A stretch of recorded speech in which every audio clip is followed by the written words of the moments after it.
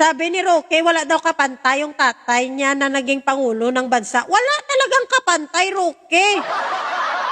Walang kapantay kasi siya lang naman yung gustong gawing province of China ang Pilipinas. Wala siyang kapantay kasi sabi niya, ibigay na lang yung West Philippine Sea sa China kasi marami naman daw tayong tubig. Tubig, dagat lang naman daw yan. Oh. Wala talagang kapantay ang tatay mo kasi nung panahon niya maraming namatay na mga mahihirap na Pilipino tapos ang mga drug lord happy-happy.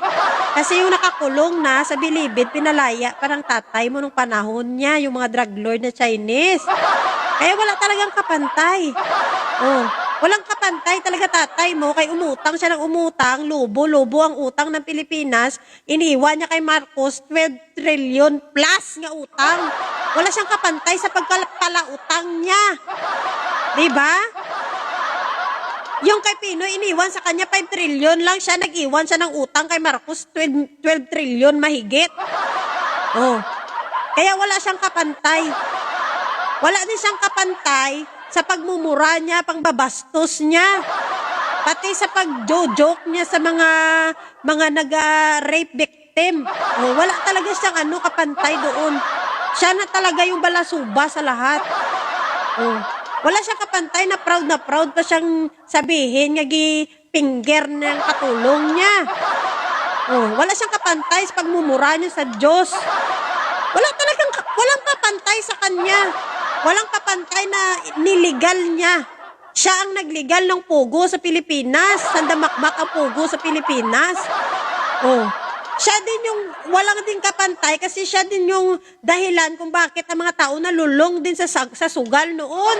Kaya dahil sa isabong na yan na maraming nagkalawala na missing.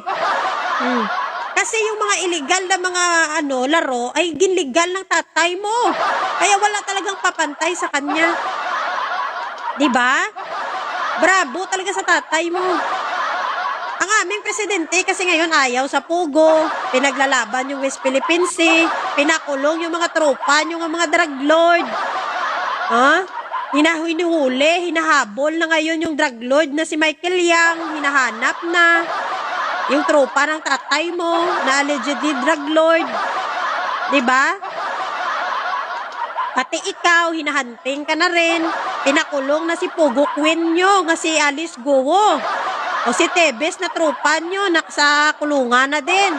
Ang number 1 kontraktor na kurap nga si Diskaya, pinakulong na din. Diba? Pati yung tropa ng tatay mo na anak din ng Diyos na si Kibuloy, nakulong na din. Yan ang sinasabi natin. Magaling talaga tatay nyo. Kakahiya naman sa tatay nyo.